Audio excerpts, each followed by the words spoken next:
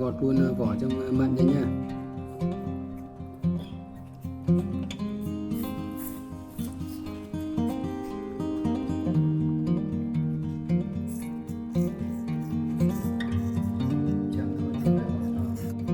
Này thì quả nhỏ thì tôi cũng gọt luôn cho ba ba.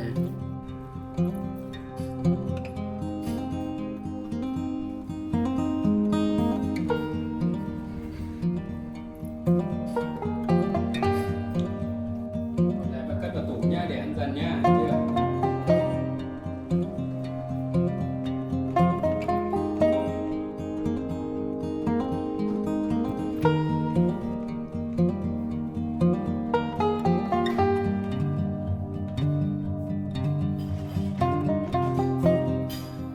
Bạn nốt đi nhá.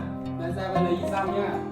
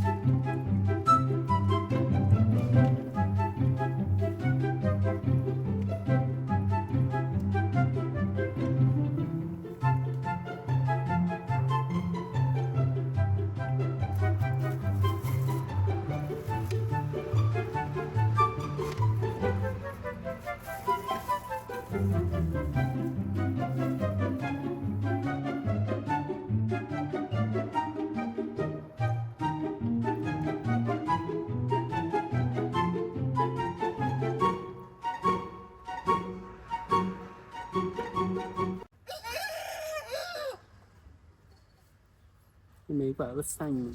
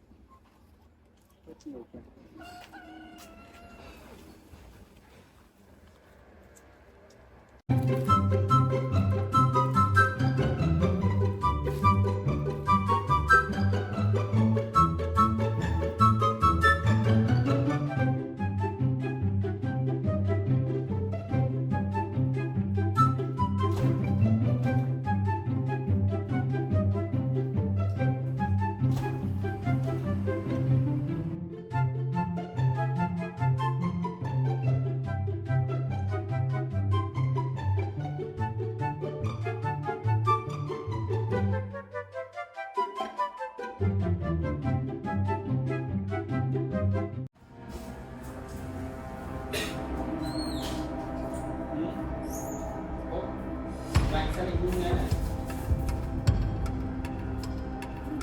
Sao lại đuối vậy?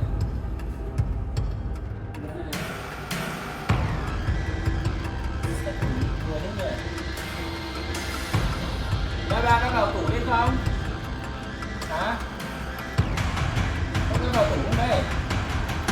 Có vào tủ không là bẩn thế này? Hả? Ngoài kia ăn hết chưa? Tủ vừa bộ thế nhỉ? Tủ này cũng không mở, không đóng kín. Các bạn nhé, con ngồi lên kia con ăn đi. Ba có mở cửa tủ của ba không? Đây này ba thấy toàn trong này hay ba vừa mở tủ đây. Tủ này mà ba mở được à? Tủ này làm sao ba mở được? Chặt thế này cơ mà. Ba có vào tủ không? Ba có vào tủ không đây?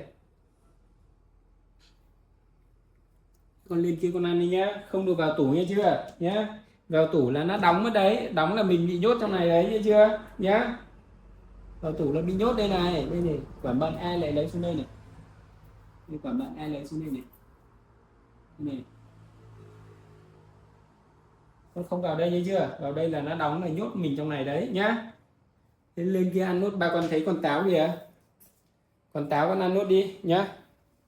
Con lên con ăn nốt táo đi. Táo đâu rồi? Con ăn nốt đi này. Ăn đi. Các bạn ăn đi nhá. Ngoan.